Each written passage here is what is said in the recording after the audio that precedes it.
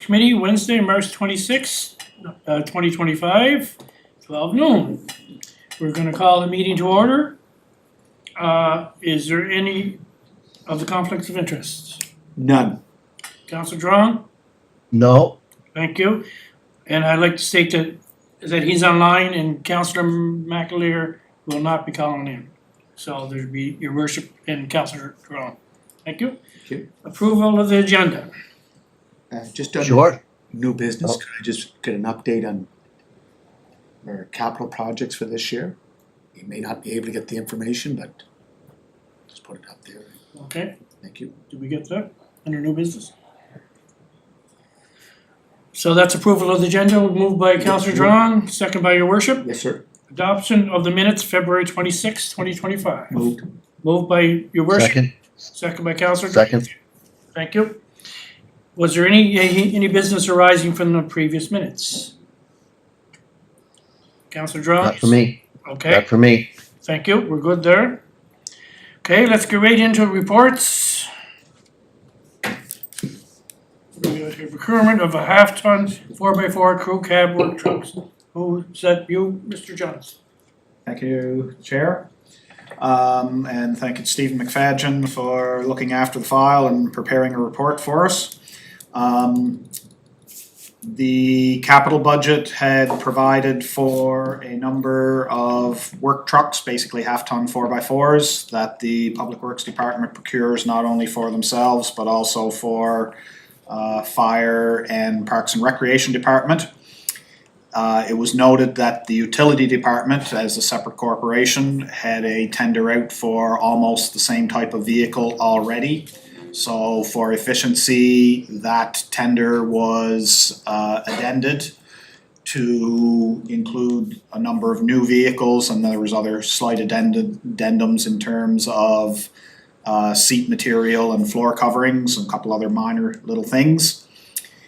The submission period was also extended per the addendum to give vendors a little more time to reassess.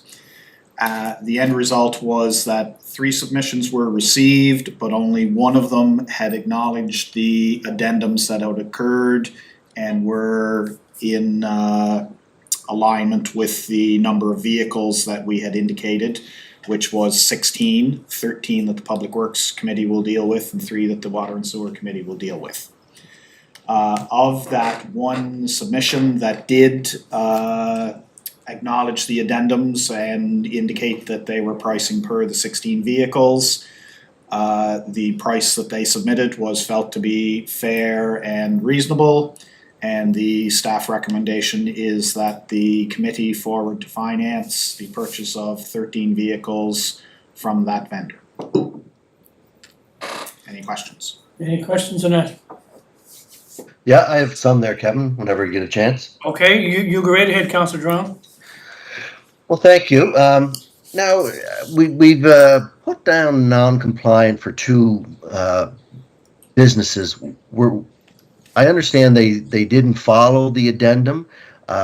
Were they made aware and just chose not to, or what seems to be the issue here? That if they took the time for 13, what would be the problem that they wouldn't want 3 more?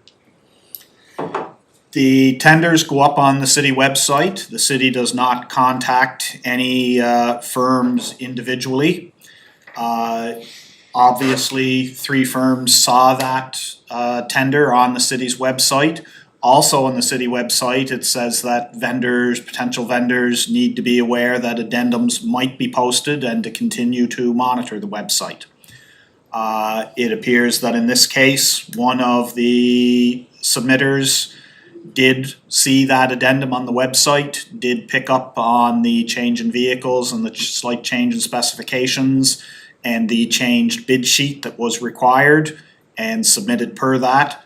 The other 2 vendors did not appear to monitor and see that addendum, and they submitted on the old bid sheet, which was for a lower number of vehicles and different product specifications.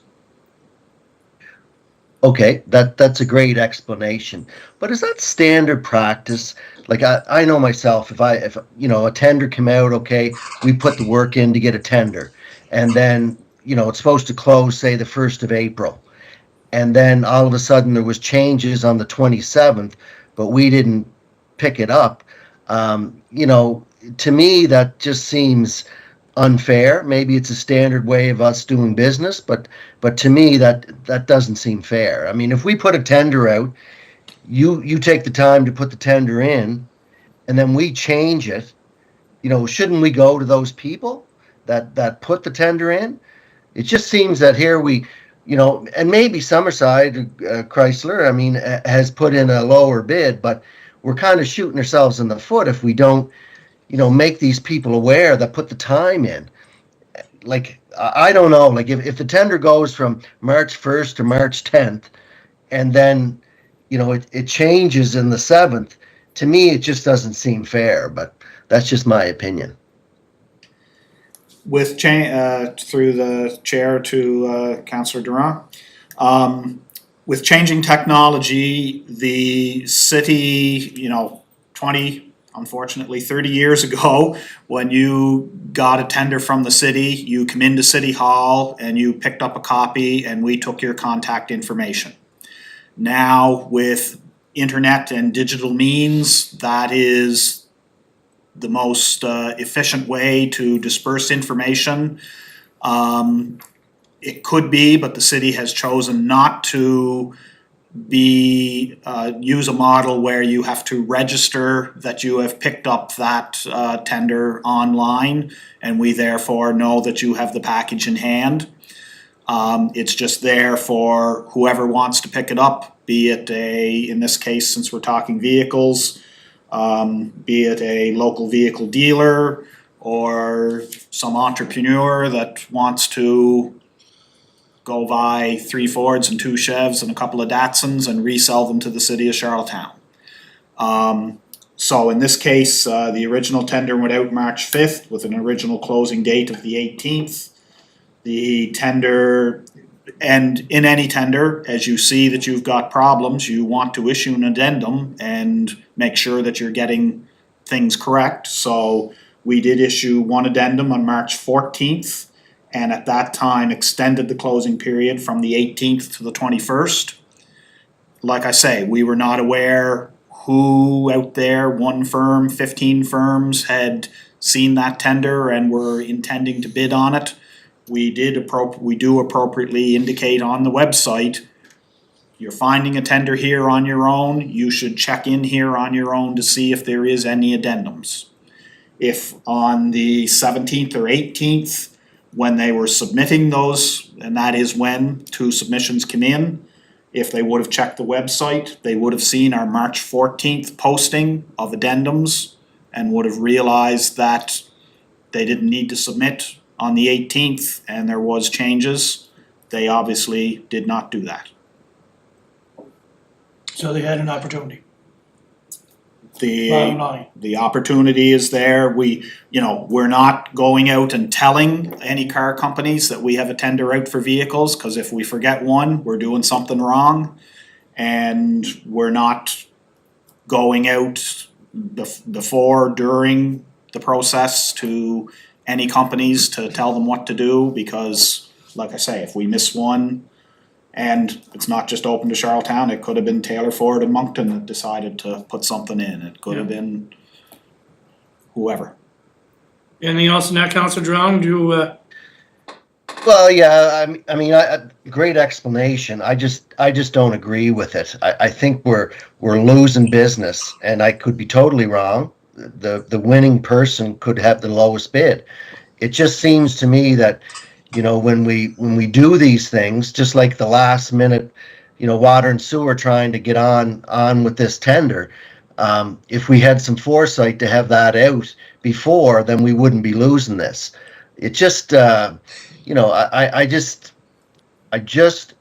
was hoping that we would get this stuff streamlined.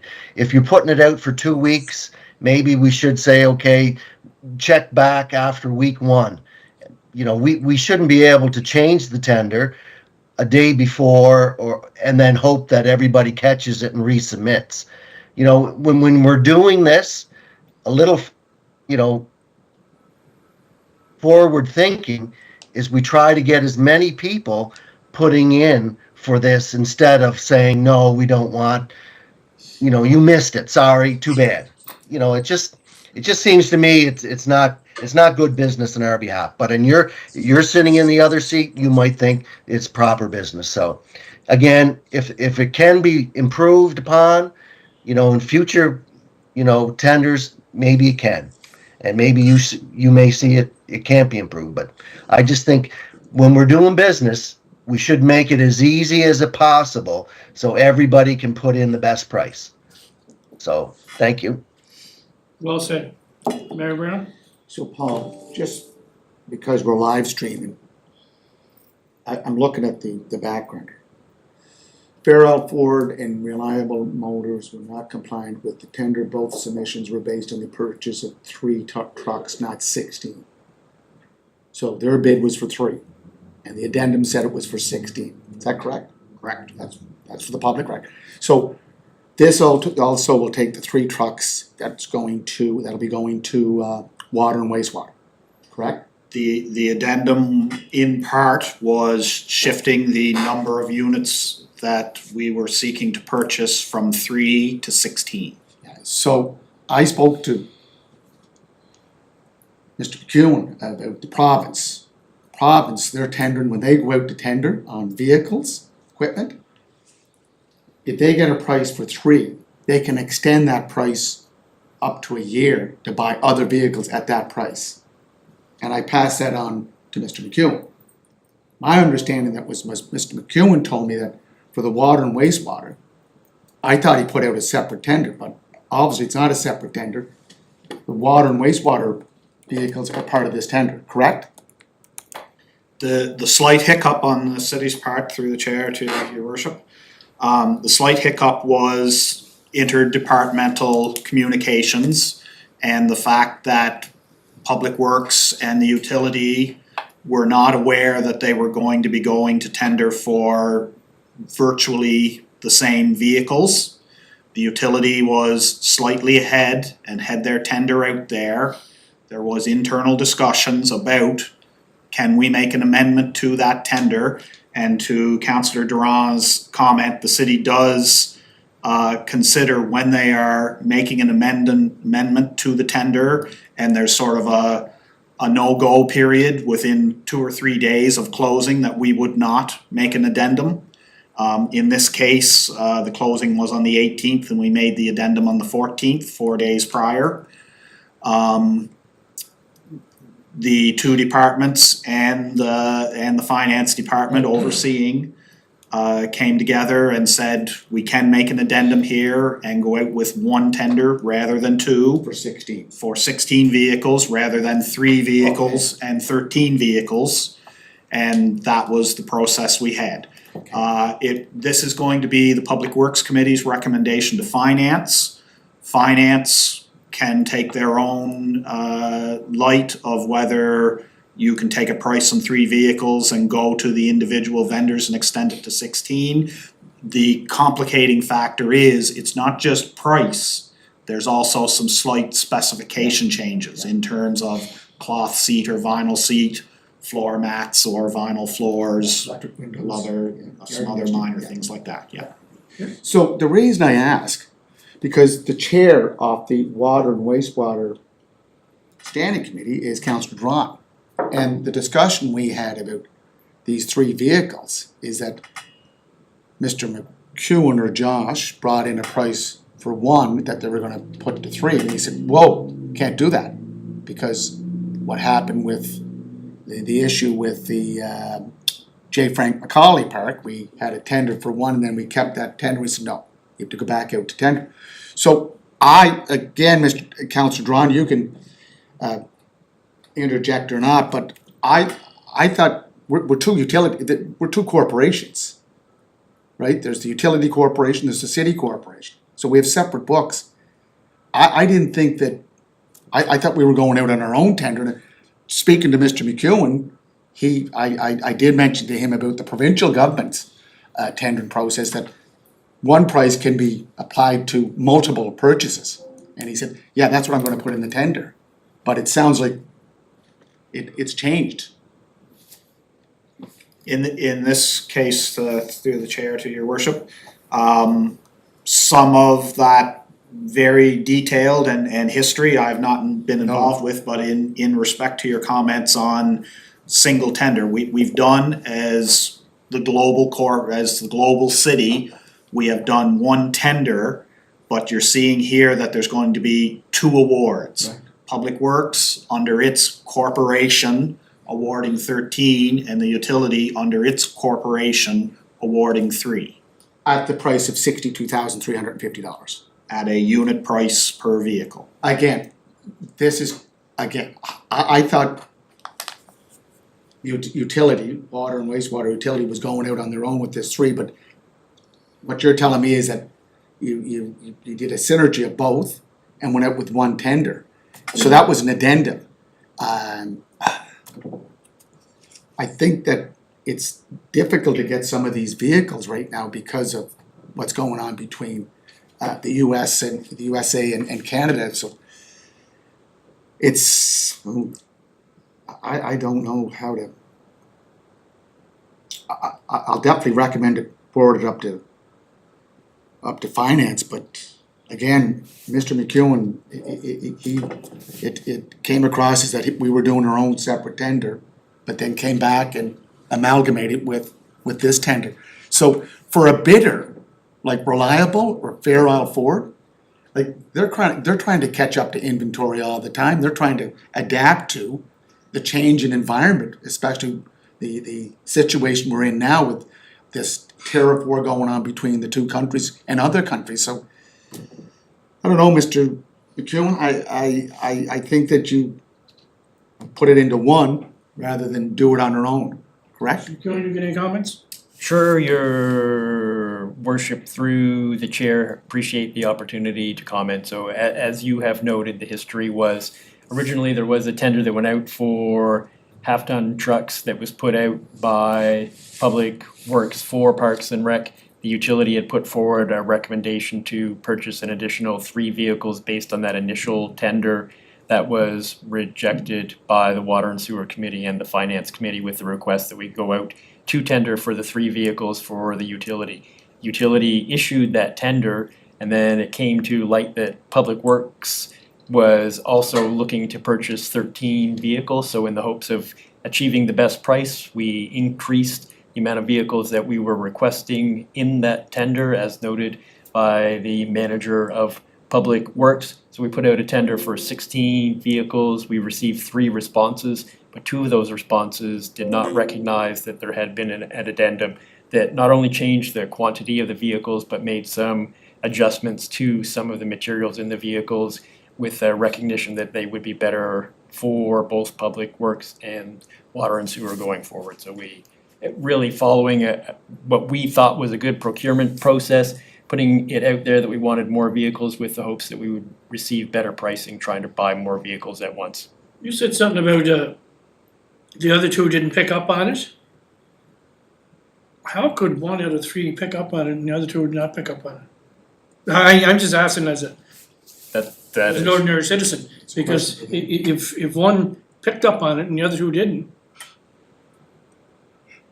like, To the chair, just, go ahead. to speak to that, Mr. Chair, I mean, it's all about the timing of when they've actually gone into the website. And I guess the only way to remedy that, to Councillor Duran's point in the process with everything being online now, the only way we can mitigate that going forward is requiring people to acknowledge that they're planning on bidding. That's the only way we can do something on our website that triggers that connection between them bidding and us knowing they're bidding, so that the addendums can also be, they can get notification of any changes. Because I guess I appreciate that these businesses wouldn't have a procurement specialist that's just going into websites every day to No. see if there's updates. No, they do. But They do.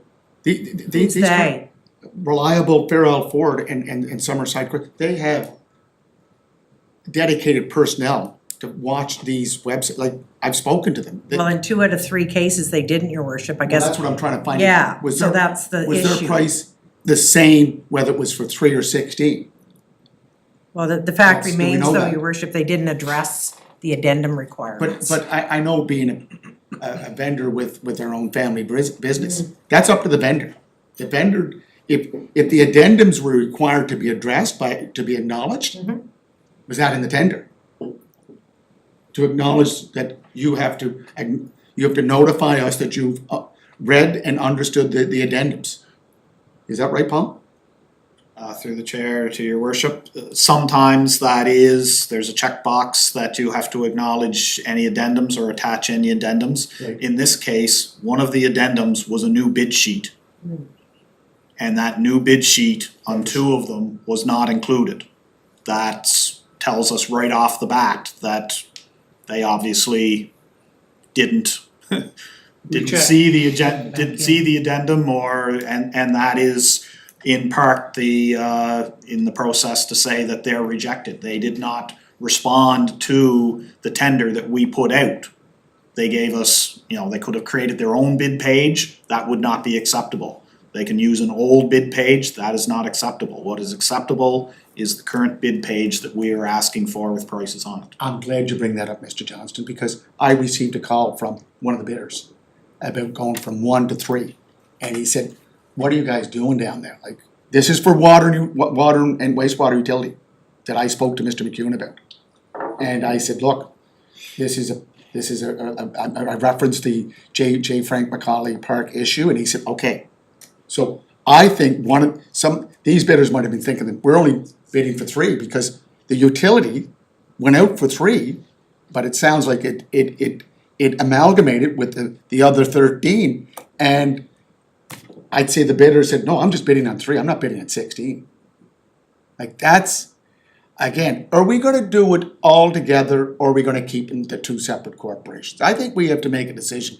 We're going out to bid on vehicles, on equipment, then you know what, let's do it, as Councillor Duran said, let's streamline it. Let's do it for all of us. Utility, when there's a bid going out by Public Works for trucks, utility has to be part of the Public Works, and fire, and police, and all the others.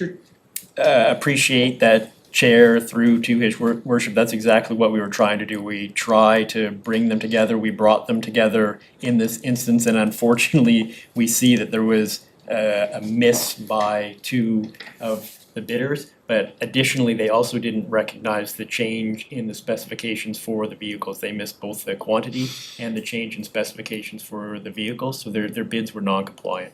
But again, Mr. Chair, we spoke about this, and correct me if I'm wrong, Councillor Duran, we spoke about this at the water and wastewater utility, about purchasing, instead of 1, we're gonna purchase 3. We didn't know it went from 3 to 16. Working with Public Works, that's fine. I think that we should be doing more of it. So Mr. McEwen is saying, well, no, the specs changed, the quantity changed. Well, for one bidder, he knew it was only for 3. But your worship, it's not just the quantity that we changed, so we. The specifications. Yes, so we don't know the price that they submitted would change or not with the specification. Well, as a former vendor, if we missed an addendum and we won the tender and the specifications changed, then we would have to adhere to those specifications. No, if you miss the addendum, you have a non-compliant bid. You did not acknowledge the addendum and you do not have a compliant bid. But as I said, in the past addendums, we did not acknowledge, we just submitted our bid. This was through the province, Then you would have a non-compliant bid. but we still won the tender. I would be surprised. Oh, you know about provincial tender? I know about our own procurement and procurement in general, yes, when you issue an addendum and if you don't acknowledge that addendum, how could the purchaser hold you to something? What if they changed it that increased the price from $1 million to you to $2 million? Right. How could they hold you responsible for that $1 million price on now a $2 million project? You go back to the addendums and they said, you didn't read the addendums, it's your liability. Mr. Chair, just to that point, That's obviously. what it is. The procurement is what it is. At the end of the day, everybody has to be bidding on the same thing. Otherwise, we're comparing apples with oranges. So if you, to your point, your worship, if you're having someone come in with something that hasn't been updated information based on the addendum, and then the first company that followed it through to the end with the addendums and the extended deadline and everything gets it all right, how could you possibly compare the two bids Because to weigh if them? the vendor did not acknowledge or submit his or her bid to the change in specifications. Right. The liability is not on the buyer, the liability is on the vendor. That's what it is. It's happened to us. We didn't pick up the addendum, we had to pay for the change in specifications. Now we're saying, no, you have to acknowledge, because sometimes bids will come in and they'll check out the box, yeah, we acknowledge. But they're not subscribing, or they're not adhering to all the specs until you receive the product. But their unit price wouldn't be the same, your worship, No. if they were bidding on something completely different from what we were asking for at the end of the day. Their unit prices would be different, which means we're evaluating on incorrect information. In the past, if the city had registered vendors that were going to submit, and we issued an addendum directly to them, they chose not to read it, they chose not to price buy it, they submitted a price, we would hold them to their bid. In this case, we are issuing the addendum and asking them to find it, so there's a different liability on who's responsible for the submitted price here. We can't transfer that liability onto the vendor. We've transferred the onus on the vendor to find the addendum, but we can't transfer the onus onto the vendor of, you didn't happen to see it, but you submitted, as some people say, you submitted a price of 10,000 when it's gonna be $1 million job, and you've gotta do it for 10,000, woo-hoo, for us. We wouldn't do that. Mr. Johnson, look, we, as a company that has bid it before and responsible for bidding, we could cop with that. Yeah, We did not. in a day we- when you registered and the project owner directly sent you an addendum. Mhm. Yeah, so that's different than what we're doing today. No, the addendum went out through transportation, infrastructure and energy. Did they send that directly to your company? Yes, they did. Yeah, it's That's the different than what we're difference. doing today. Right. That's the difference. But the difference is, whether it was put out publicly or not, if you don't acknowledge, okay, if you don't acknowledge the receipt of addendum, our price still went forward. It still went forward, guys, like, So your again, worship, to that what, point, Sue, would if I we, can just say this, what Yeah. confuses me is Yeah. that we spoke about this at our water and Yeah, I wastewater know. utility standing committee meeting. We were thinking that we were just going out on our own. Administration made a call to say, no, we're going to amalgamate with the 13, fine. But I think some of these bidders were just going with the 3. Because that's all they were able to supply. So I'm gonna recommend that we send it up to finance, but again, we're having a lot of issues with our procurement. that's why we need a procurement Well, officer. it's not only that, we went out on tender on electric buses in November. And we went out on tender on a public transit depot in December. I know. Like, things have been going swirling around here. I know. And we gotta realize too, your worship, you mentioned that these 3 dealerships have people that watch this all the time. Yes, And they follow through? yes, Well, Well, they didn't. and this is just my personal opinion, 2 never followed all the way through. Because if there's one. it's obvious, it said non-compliant. That's right, but the third one did, and he followed right through to the end, no matter if there was a change on the 17th or the 10th or 15th, whatever date it was. But anyway, okay, do we have a recommendation to move this up to finance? I'll move it. Counselor Drong? Well, sure, if you're gonna look at it, just a quick comment. If we can put out a tender for 2 weeks and say every addendum will be in within 7 days, that would at least give them 7 days, and they'd know that going forward. But if you just put it out for 2 weeks and then you put an addendum in 2 or 3 days before, that's not proper. So what I'm asking moving forward, if you're putting out a tender for 14 days, after 7 days, please look back for an addendum that may occur. Just my thoughts on it, just to make it fair for everyone. And that's fantastic, I agree with that 100%. Could I also, with the motion on the floor, Mr. Chair, can we extend this tender beyond 16 vehicles, Mr. Johnson? Through the chair, Mr. Johnson. So let's say we need 3 more trucks for Parks and Recreation, or 3 more vehicles for police, fire. Can we extend this price onto them? Is that in the tender? I'm not sure without taking the time to read the tender, whether it's in the tender. In that case, as manager of Public Works, I'd ask that of Finance. Can we extend it? Review the previous document with them. Can we extend it? And hear from Finance, who oversees procurement. And if not, then have the department work on a new tender. Again, the reason I asked, Mr. Chair, through the manager of Public Works, interim manager of Public Works, because I brought this up with Mr. McEwen, and he said for the tender that they were looking at going in for the three vehicles for water and wastewater, he wanted to add a proviso to extend that. So did you extend that? Could I ask? Sure. Through the chair, Mr. McEwen, did you put that in there? That was the intention, Your Worship. Okay, so this tender is not just for 16 vehicles. And I think, are you looking at 9 months, 12 months, Mr. McEwen? Through the chair to Mr. McEwen? I think it's for a year. So this won't come back to us. It won't or will? Well, if they have a price and in the tender it says it can go beyond 16 vehicles, we pass the resolution. See, that was the issue with enterprise fleet management. We never knew what was going on. It was just a revolving door. This, at least we have checks and balances. So, we don't, Just quickly looking through the chair to your worship, there is, and I am not reading the document in whole, but I'm looking at the tender.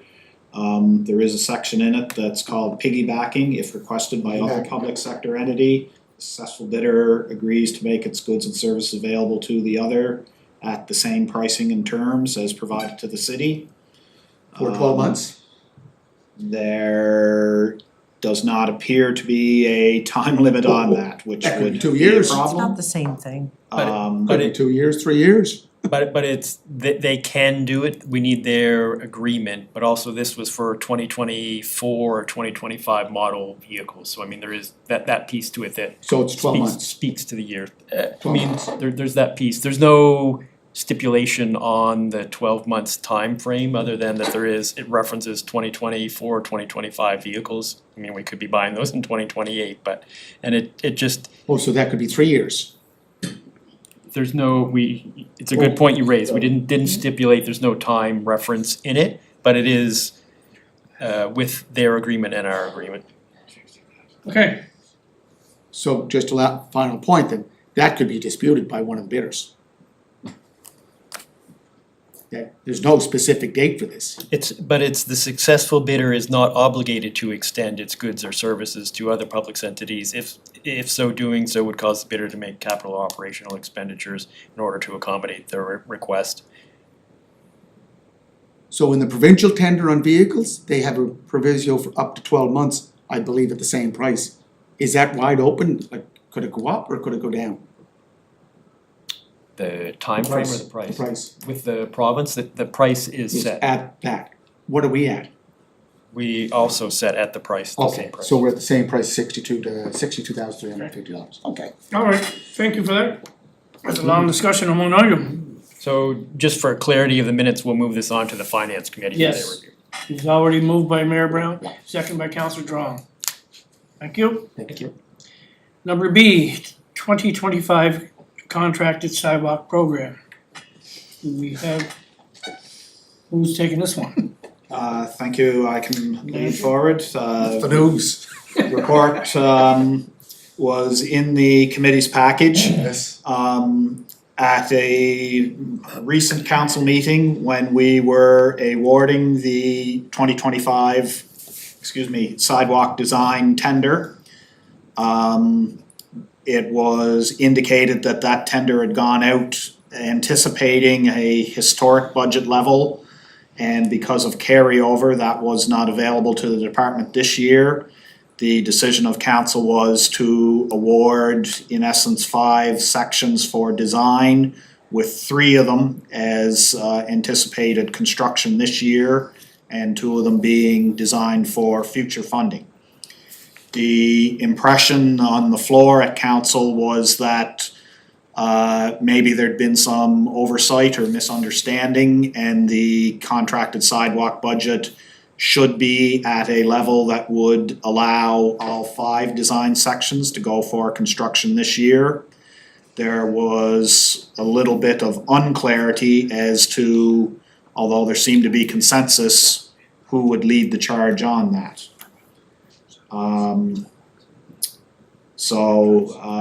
As Public Works Manager, I wouldn't want to be seen submitting a budget and having it reduced in the economic times we're in. I would personally accept that from council and move forward and do as council says.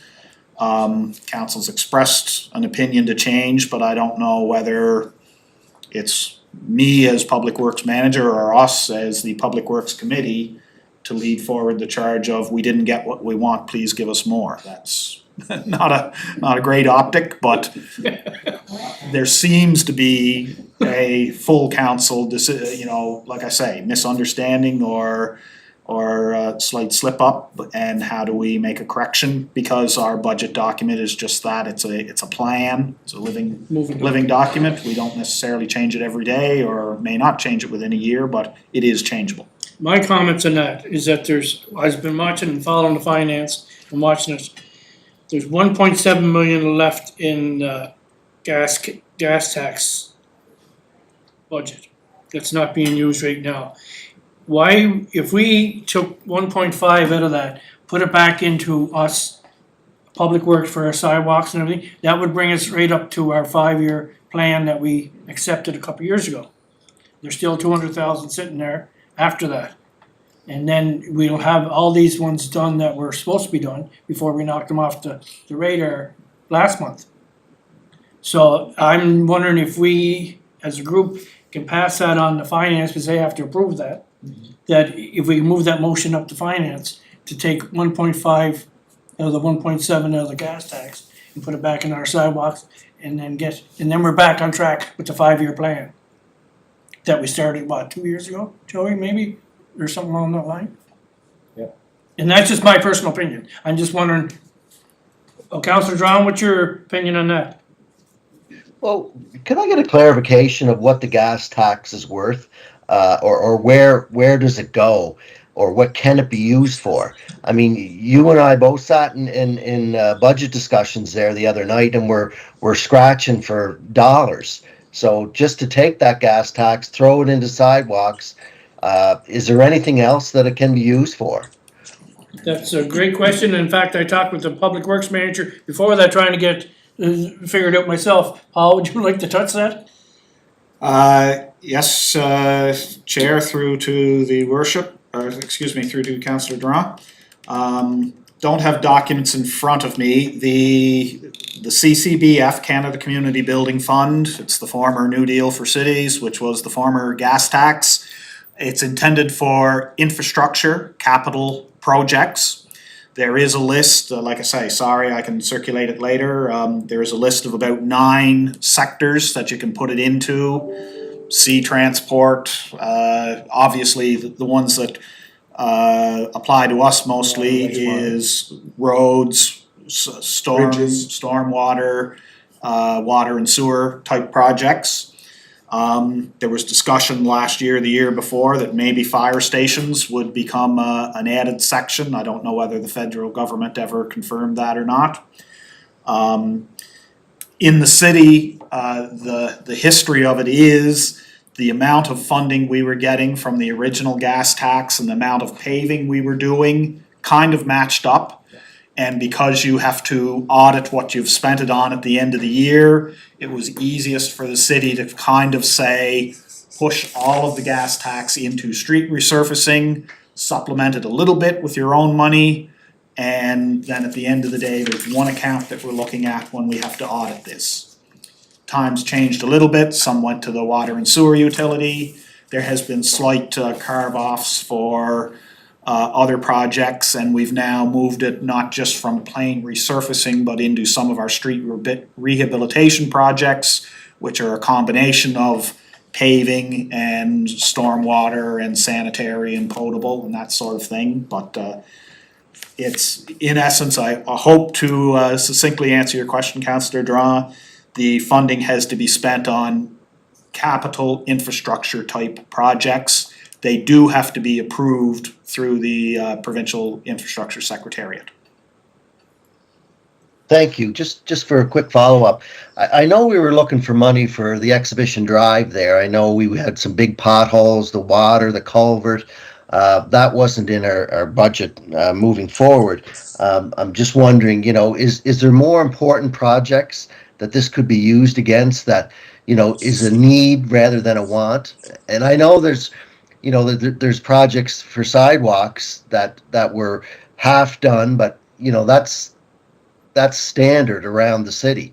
I'm just wondering right now do we put it all into sidewalk, or is there something more urgent that needed to be done right away? Go ahead. Councillor Durand, Paul Johnston speaking. We do have some capital funds directed towards Exhibition Drive this year. Kind of a phase one. We know or expect we will need to put more to it in the future years. And that Exhibition Drive is what I call a rehabilitation project, similar to what we did on, and correct me if I'm wrong, Pond Street. Queen Street, Pond Street, Seaview Boulevard, Harley Street, Garfield. 3.2 million. Could you stop? So if, I guess, I assumed that the finance department had considered what we were bringing in or what we were going to be given, I guess is the best way to say it, in Canada Community Building Fund, and had built that in as a revenue source towards our capital.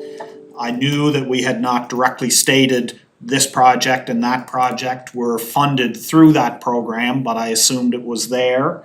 What I'm hearing now is that we have yet to actually delineate or to assign our Canada Community Building Fund, and maybe, I'm sorry, I don't know the number, but maybe the $40 million that we have awarded in or have approved in capital budget is all our own funding, and there will be another 4 million roughly Canada Community Building Fund that we can award. And in that, maybe it's a brand new project, maybe it's supplementing projects we've already done, or maybe it's displacing our funding in an existing project and reallocating our funding to a project that would not be in the requirements of Canada Community Building Fund. But that will be a council and finance process to go through, just like you've been going through with the capital budget and the operational budget. Any more clear, Councillor Drawn? But if I may, Chair, Oh, sorry. I would agree that it would be appropriate for this committee to forward a comment to finance that if the gas tax community funding hasn't been assigned yet, please consider pushing the contracted sidewalk up to its historic level, as seems to have been expressed as a desire of council of the whole. You okay with that, your worship? Councillor Drawn? Well, yeah, I mean, we have lots of projects.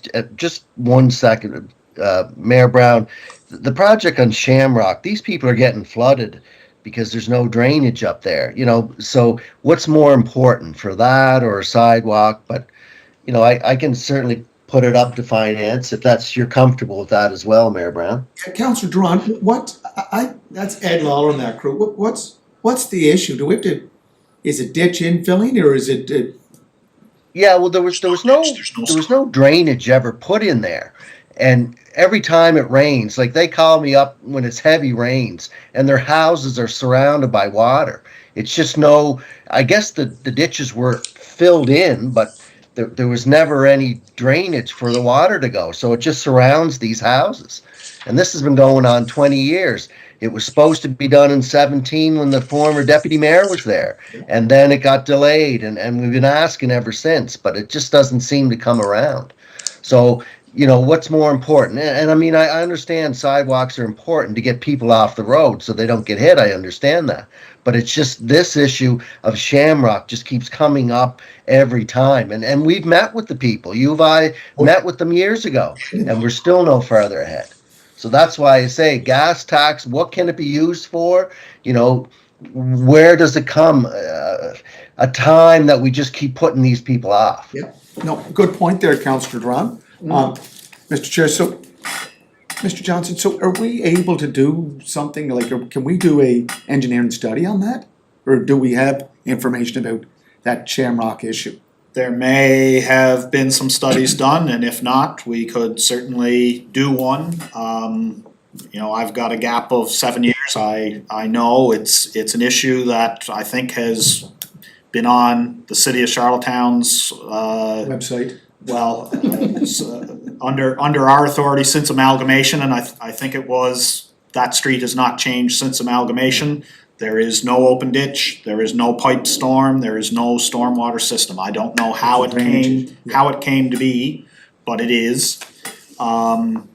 And it's been discussed as a project for various years as part of the city's stormwater expenditures, but it obviously has never come to fruition.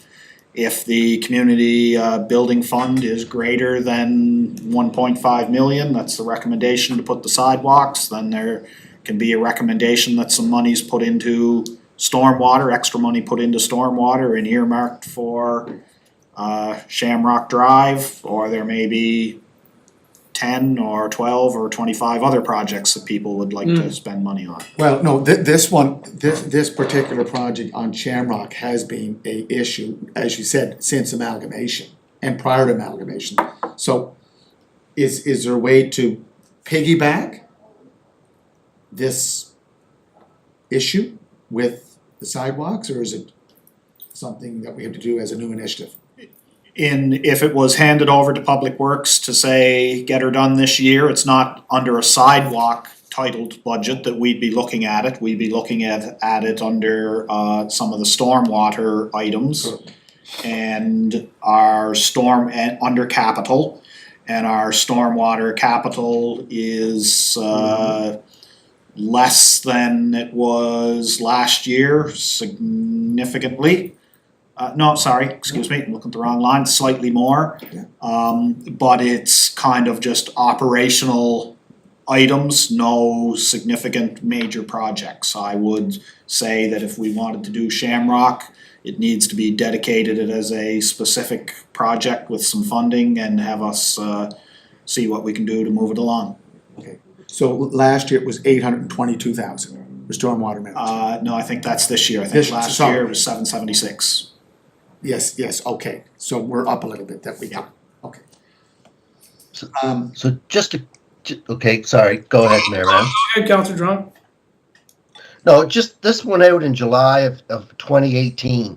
It was an engineering for consulting services for 2019 to 2020, storm pipe and sidewalk design. And on that is Shamrock Court. So it went out, so there must have been some consulting work done on it. And I think we discussed this with the former manager, and they filed the report. So I'm just wondering if you can look into that, if that's at all possible. And that's the same time as McKay Drive went out, because Elizabeth Street and that. So this stuff was done, and then the consulting or the design work was done, or it went out to tender, but it was never completed. And sorry to put that in there, Chair Ramsey, but I just, you just get frustrated when all this is going away, but thank you. No, it's great, and they're great points, and we're gonna have staff look into that and get right back to us on that and see what we can do with Shamrock and everything. And go from there, because as you said, like, it's been sitting there for a while now, so there has to be a report.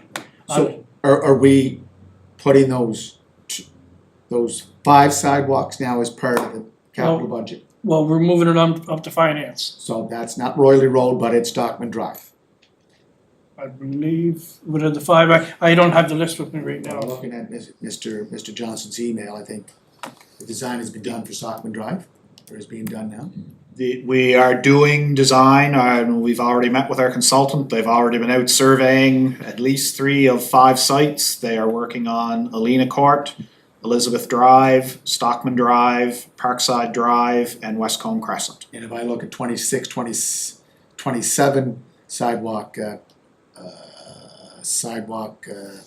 initiative, is Royalty Road on that? Royalty Road is on a fall 23 5-year sidewalk plan. We would hope over the course of the summer to revise that 5-year sidewalk plan and create some more specifics on what streets should have sidewalk and what streets shouldn't. Okay. Are less priority, because we may speak to it in the next report. At the end of the day, we need to be strategic in where we're putting sidewalks, because we cannot afford sidewalks on every street. No. That's true. We can go with active transportation pathways or multi-use paved pathways. We can't know even, we can't even previous afford manager that on said- every street. I know the previous manager said they're both the same cost, asphalt and concrete. I'm not talking about construction costs, I'm talking about operational costs, Operation taking care of them. yes. But you don't need every street in the city, do we? Or do we?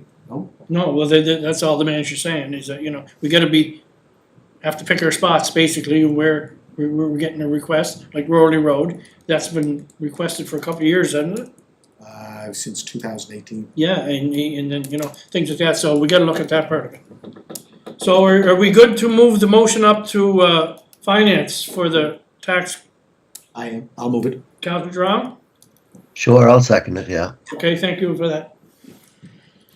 Okay, God, we're full of business today. C, changes to the 2025 contract sidewalk program, is that the same thing? Your chair, that is, it's just been briefly hit upon. Okay,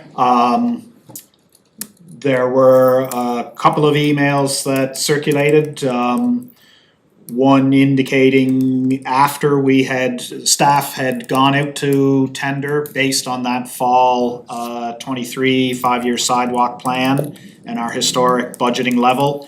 Staff had been proactive to go out for design services prior to approval of budgets, so that we would be able to get work done. Unfortunately, last year, we didn't get construction tenders awarded until September, October. Don't want to be doing that again. Went out for design. On the list, a request come in saying, can one section be swapped out for another? I had responded that the tender is out and closed. It will be awarded at a future meeting of council.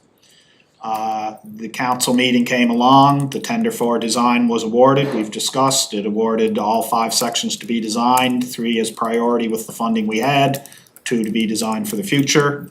Subsequent email came in saying, can we do this change of one section to the other? My response was, at this point in time, council has approved that these are the 5 sections we're designing. To swap one out for the other should be a council decision.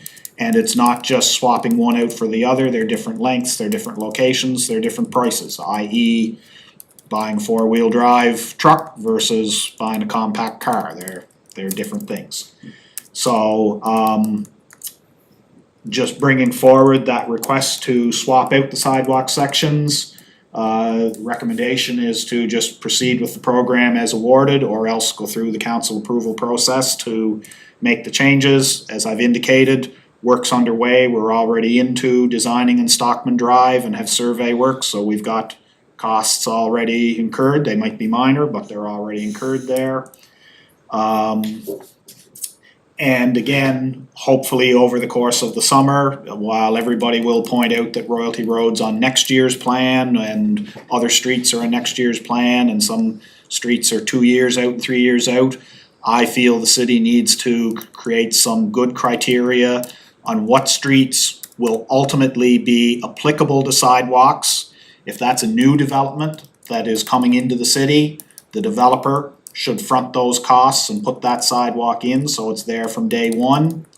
If it's an infill that the city has to do, we'll get to it someday, but we'll know we're getting to it, or we'll know that it's applicable.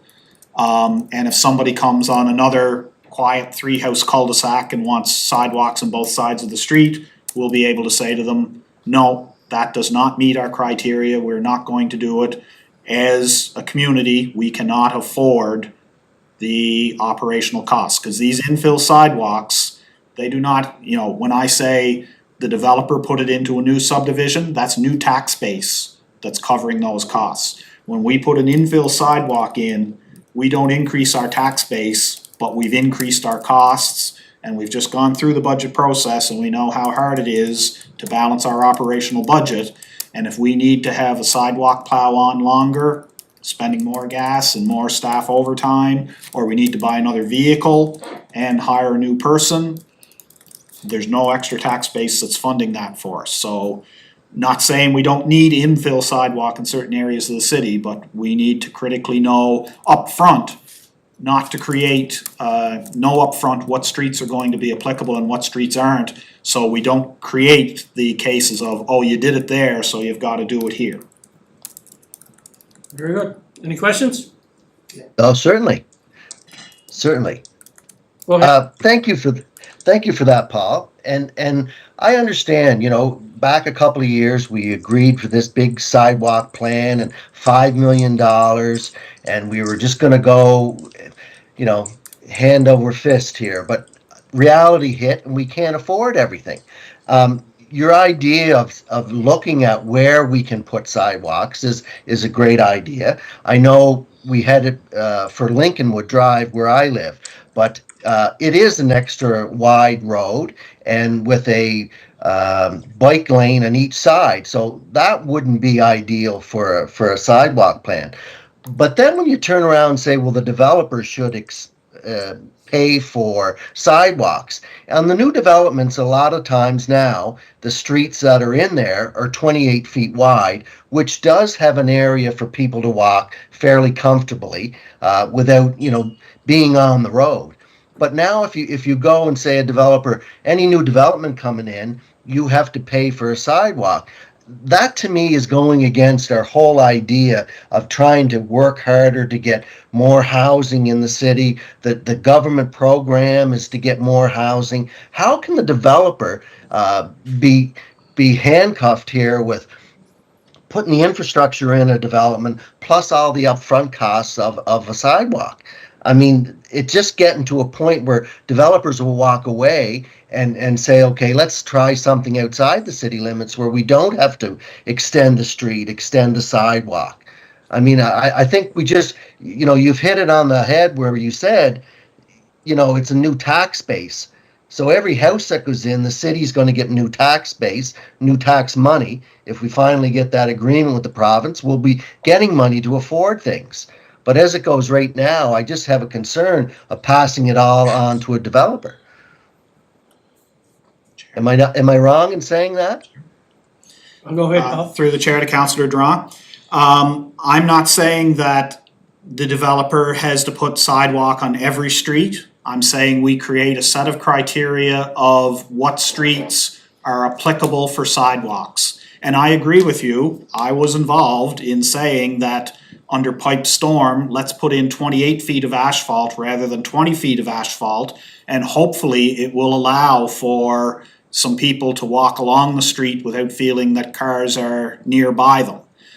Unfortunately, there are some areas where we've done that and we're still getting, who we all respond to, the residents saying that I've got a wide 28-foot street, but there's cars, it's really wide and the cars are going faster and they're zipping up and down here and I want a sidewalk.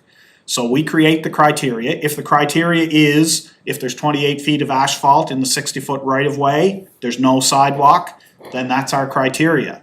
If the criteria is new development, it's a 60-foot right-of-way, but you only put in 20 feet of asphalt and you put in 1.5 meters of sidewalk or path, then that's our criteria. If we think it's going to be a through street within a new development that should have a sidewalk, very good. If we think it's going to be an offshoot street where it's just the local residents or a cul-de-sac that doesn't have a sidewalk, then that's our criteria. But create the criteria of what we see our future city to be in terms of sidewalk active transportation. Get it up front with new development. whereby it's more cost to the developer, but I'm not a developer. I think they flow it through to ultimately the resident that buys the lot and don't take the hit directly themselves.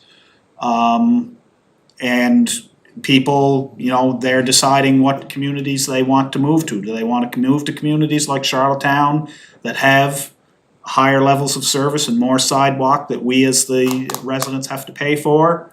Or do they move to, a community that doesn't have the sidewalks, and has, lower, taxation? And like I say, it's what are we going to be able to fund in the future in terms of the operations as that sidewalk and full service, you know, every snowfall, every sidewalk or pathway in the city of Charlottetown, we're sending out equipment and people to clear the snow off it, and there's a significant cost to that.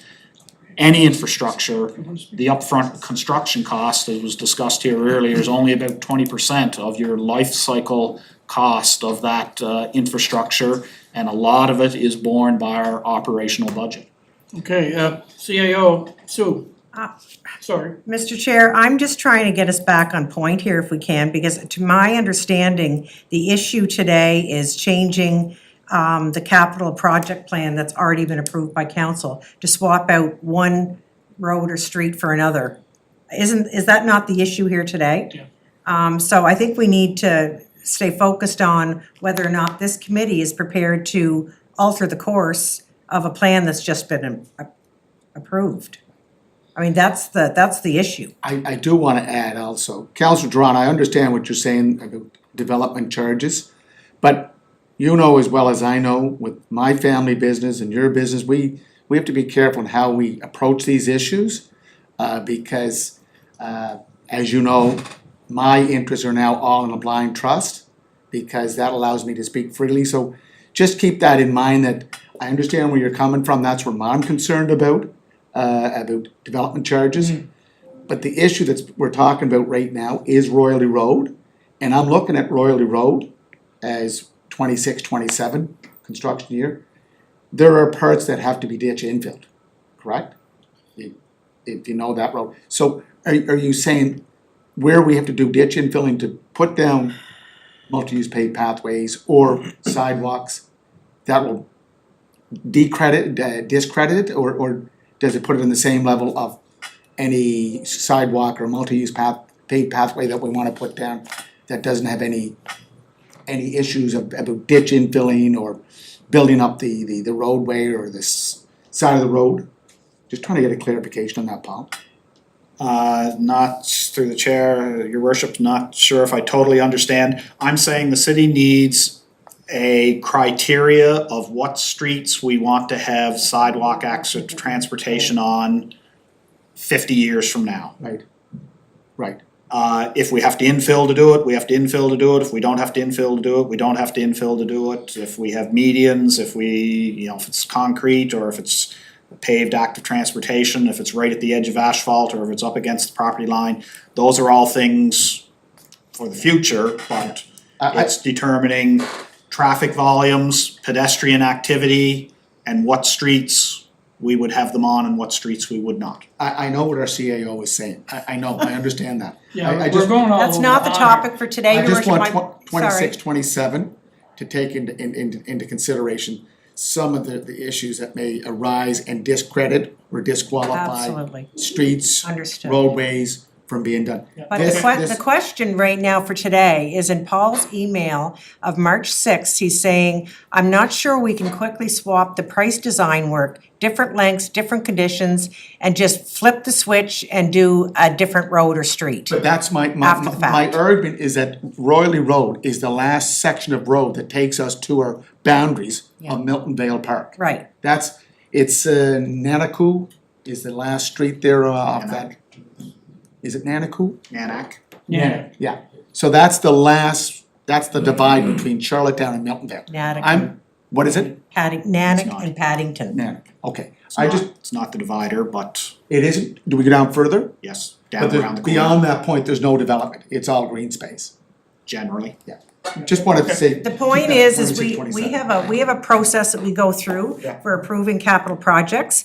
And it's a very dangerous precedent that if someone kind of missed representing something that's really important to them during that exercise, that we can't turn around and just start pivoting every time. No, Or we're gonna have absolute utter chaos in the organization. He's gonna do a review of the sidewalk plan, the 5-year plan, I'm just asking for 26, 27. And Yeah. if I could say one thing, when it comes to depreciation, sidewalks is only at 4%. Light vehicles, 20%. So, Yeah. better value for a dollar in terms of depreciation. Okay, Thank you very much. enough of the sidewalks. Spraying all over the place. D, the War Memorial. What's the recommendation? Oh yeah, do we have a recommendation? Stay the course. Yeah, because the one before that, we're moving it on to finance. Yeah, so the recommendation, I guess we're gonna need to know what that is on this particular Stay the report. course, and 26, 27, 27, 28 sidewalk budget will reflect some changes. And Councillor Duran obviously needs to weigh in on that as well. Councillor Duran? Chair. Stay the course? Yeah, that'd be great. Thank you. See, that did hurt. Oh my God, guys, that No, was but like I- 20 minutes of Don't unnecessary get these chatter. arguments down, right, Richard? War Important discussion. Memorial, Mercy. a consultant request. Who has that one? Chair, at the last council meeting, there was update of the War Memorial bylaw. Just basically housekeeping items. It was brought up by a councillor that there should be engagement of the Legion and DVA in the process. You took it under advisement, Chair, that you would look into that. The bylaw changes were really nothing other than housekeeping, bringing it up in line with the the MGA and some other things. There was Hating himself. there was really no thanks, Town Area Municipalities Act. there was no real Missed that. no real changes in what was being done or anything like that, so Status quo, basically. yeah, Okay. doesn't really need to be any consulting No. at this point, and nobody has reached out No. that our bylaw is deficient. Why he wanted to go and get the Legion and everybody involved. Well, you were supposed to do that. I thought you were. Anything for a vote with you and the other Could gentleman. I ask? No, you can't. You're Mr. asked too Chair. many questions now. Where are we at with just on the project itself? Is it gonna be done this summer, like? The Cenotaph is a capital, your chair through to your worship, the Cenotaph is a funded capital project. There is, economic development's been helping out. There has been acceptance of, some funding to us, trying to get that kicked off. There may be an anniversary date in July that's not gonna be hit, but we hope to have all work completed, obviously, by late late October, so that we're refreshed for November 11th. Yeah, Okay. I think it's very important, Mr. Chair, because hopefully July or August, the Legislative Assembly will be taking down their fence and there will be that newly restored Legislative Assembly of $150 million and we don't, to add to the ambiance is that restored War Memorial Monument, which is very important. Thank you. Okay. You good with that, Councilor Drawn? Yes, I am, thank you. Okay. The collection of hazardous drug waste.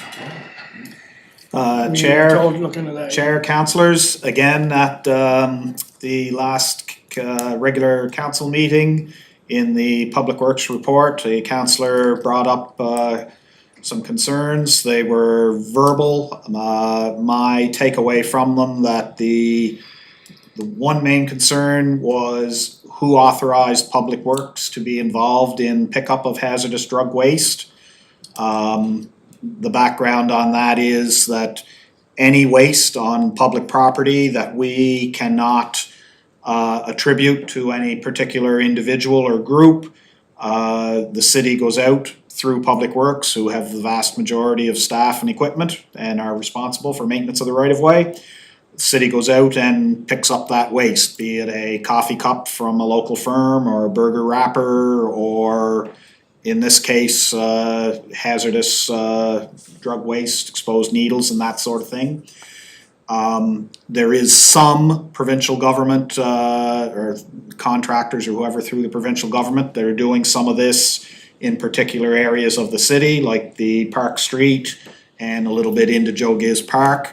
But we are finding this waste across the city in all of our squares and streets and in West Royalty communities and in East Royalty communities. And when advised, if nobody's picking it up, it just stays there and is hazardous. So nobody officially directed the Public Works Department to go do this, but per what we do, that's why we're out there picking some of this stuff up. The second point that I took away from the verbal was, why aren't others, and particularly the provincial government, involved in funding or doing this work? For the Public Works Committee, it would be appropriate that that's handled through the Intergovernmental Cooperation Committee, and not really under the purvey of the Right. department or the committee as to. That's what I was gonna Who else state is there too, involved? yeah. Like that could be moved on there if they're looking for funding for it and all that, but it is what it is. We do our job, we get through the parks. If there's stuff there, we pick it up. We're not gonna just leave it there. And it's all part of life. And it's everywhere in the world, so we must keep moving. Thank you for that. Operational summary. Chair and councillors have just provided a very brief summary of various aspects Public Works Department involved in. We're at that time of year where we are transitioning from our winter services into our spring, summer preparations. Still juggling all those balls. There's some really nice days out there that we could be getting at grass and flowers, but the next day we need to be out there moving snow out of the way. So it is a difficult time of year and many balls in the air, like I say, but just a quick indication there that we are thinking, forward thinking into summer, and when we will have sidewalk crews and catch basin crews and landscaping crews and all those sorts of people transition into those duties is underway through all the various work of the admin and field supervisors with the department that do a great job, and like I say, keeping all those balls in the air year round. And I will echo that too. He's doing a great job, Joey and all his crew, and Yes. so thank you for that. Councillor Drong, anything on that? No, that's great work. Thank you very much. Your Chair, worship? I just brought up at the last meeting about cleaning up around the streets, sidewalks. That has started and that's continued, looks. Yeah, it is getting better. With damage from plow operators, road, sidewalk, is there, I don't think I've asked this question before, but do we have anything in the contract that if a contractor rips up a lawn, Private contractor you're talking? private, not, because city, we're responsible, anything that we do, we address that through our landscaping crew. So do we have anything in the contract, and I don't know if Councillor Duran has heard anything, but I've heard some of the outlying areas, there is damage. Do we repair that, or is that up to the contractor? I'll speak to it first and then may pass it over to Joey, but I haven't reviewed the contractor's agreements since stepping back in late November. I think they're similar. We had something in there that did put some onus on the contractor for plow damage, but it was more so if you're doing it for the fun of it, or you really weren't paying attention and you cause damage, you have to fix it. It's kind of a natural known that there's always gonna be some lawn that was a little high and the plow veered a little and took out a little chunk of work. So I think Joey can speak to it, but I think it becomes a little bit of a balance between both the contractor. If we see a really bad section that the contractor's torn up, we're gonna say, you go in there and fix that. But you're also going to see over the course of the summer, some city crews that are out there in the contracted sections doing smaller jobs here and there. Yeah, that's for sure, and we've noticed a big difference in the last number of years with our contractors through working with them and reaching out to them and kind of holding them accountable in some areas that our plow damage has lessened over the years. It's inevitable to happen in some areas, and we can get to it much quicker than a contractor, which is more beneficial to the homeowner. So we do the work, yeah. We do, yeah. Part and parcel of that I know we was, do it on our own Yeah. roads and Yep. streets. part and because- parcel of that is if we told the contractor that they're gonna have to fix up everything to our and the public's desires, their price is gonna go through the roof. Have we ever put that in the Because- tender? Pardon me? Have we ever, Like I say, we've got in the tender that they're responsible for negligent plow damage. If it's course of the work, you know, everybody that drives on our road takes a little bit of asphalt off it, and if they're wearing studded tires even more, we don't say you're personally directly responsible for that, that's the course of the roads there and you're driving on. So we're asking you to plow, we know, we're asking you to plow to the edge and over the edge of asphalt. We know you're gonna catch the grass here and there, but if your operator's doing it just to see the dirt fly, he'd better get out there and fix it or whatever. Very good. But if, like I say, if we said you have to fix it to each homeowner's or the city's desire, they're gonna build in a huge price in their contract and we're gonna have to pay for it. Excellent. Civic Board for Persons with Disabilities. Remember? It's just the minutes from the Oh, yeah, previous the, meeting. it's just the- minutes that are in just the there. minutes that are We in had our warrants? awards too, your worship and I were there, there's a few other councillors showed up. It went over very well, I thought. And I'd like to thank you, your worship, for doing that, and Amber for spearheading that.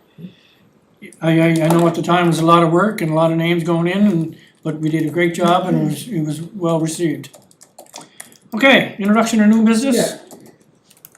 Through the chair to Mr. Johnson, just an update on where we are on the budgeted for 24-25 Public Works. Do you have any numbers or can you provide them, the forecast numbers? Like, did we spend everything we budgeted for under capital, not operational capital? Just wanted to get an update on that for the next meeting. I know we're coming to the end of our year end. You bring that. And for the 25-26 budget year, I think it's almost equal to last year's capital budget in terms of what we will expense. And that's why now that we've been looking at our budget over the last month, 2 months, whatever, we've seen one area that has affected us most, and that is debt servicing, especially when it comes to depreciation. So as we add more assets, we add more depreciation. We add more service, principal and interest payments, services to our debt. So I think that we just have to keep a closer eye on what we purchase. And if I look at some of the information that we were given during our budget presentation, just the depreciation of some of our items. The light vehicles, the depreciation in the first year is 20%. So if you buy $1 million worth of vehicles in the 25-26, 20% in that first year is depreciated. So that's 200,000. You know, if you go down to light equipment, it's the same thing, 20%. So Paul, I'm not asking you to look at, keep an eye on the amortization rate of our products or what we buy. But in order to keep debt and keep our budget balanced going forward, that this is one area that we have to look at. So I'm just asking for the next meeting, if you can just get an update on what we budgeted for 24-25 and what did we actually spend for 24-25 in the capital budget. Good for you? That's my question. Good. If, just as a quick update to that, I've been in and out trying to forecast and trying to figure out where things are. Been providing that with the finance department. Last look at that with the numbers that finance has provided on what actual cash we've pushed out. We had an original $34.5 million capital budget, and right now, and this is probably a little on the safe side, so the number 29 million of the 34.5. 29 may drop a little bit to only 28 or So that's the thereabouts. Is what I'm roughly forecasting right now. Some projects, I wasn't sure what they were, or let alone where, saw some funds in them, but really didn't know whether that was done or whether half done sort of thing, but did my best. Okay, That's where we are, and then finance has also been asking, they did their best, but had me look over it, and I did make some changes in terms of how we see the 25-26 capital being expended, so that when they go to financing, how much are they gonna need to borrow first quarter, second quarter, third quarter? Have provided that information with them as to, projects, some projects are gonna be, obviously, by the time you do design and then construction, and a lot of the public works capital stuff, it's more, rear balanced in terms of your expenditures. so Chair, to Mr. Johnson, is our budget for 25-26? Is it a little higher? I thought it was a little higher than 34.4. Our 25-26 capital budget Public Works. is 30.452 million. Sorry, 30, 30.452. we're down. Okay, I thought it was higher. Thank you. Okay, so Paul should have more information at the next meeting for you, your worship. And for the next meeting, Mr. Chair, will we be seeing or have the pleasure of meeting our new Public Works manager? Yes, because our next meeting would be, I believe he's gonna start the 7th. So our meeting is usually 2 weeks after that, I believe. Well, I wanna take this opportunity to thank Paul. Yes, Paul, so do I. you came in at the right time. I know speaking to some contractors, you're getting back to them and explaining what's been going on has been very helpful. So I wanna say thanks a lot. It's sort of like Back to the Future. I was here 25 years ago, and then fast forward 25 years later, Paul's back in the seat. But no, great job, and I really appreciate what you've done and how you kept the rudder in the water and kept us going forward, And I'm especially gonna during this budget process. echo those comments too, Paul. I really enjoyed working with you, and we will be still working with you. Yes. Because you're not gonna pull the chute, right away. Because Thanks. like you're gonna be sitting there for a Yeah. while. Thanks to all, there will be transitional. We hope that new Public Works manager is available for the next meeting. There, as I say, there is gonna be a bit of transition that occurs between the two of us. The last 4 or 5 months, I realized what I didn't miss, but I won't be gone immediately. You'll probably see. Now, you're not talking you'll see about me the at the next director. meeting. No. Hold on, don't be talking about the director. He's a good guy. Councilor Drawn, you have any closing comments? No, that's great. It's always nice to work with Paul and Joey. Thank you. And Riley. And Riley too, yes. Okay, motion to There's adjourn. nobody else there, I forgot. Well, the mayor moved to adjourn. Do you second it, Councilor Drawn? Certainly, thank you. Thank you. Have a great day, everybody. You guys too. Bye.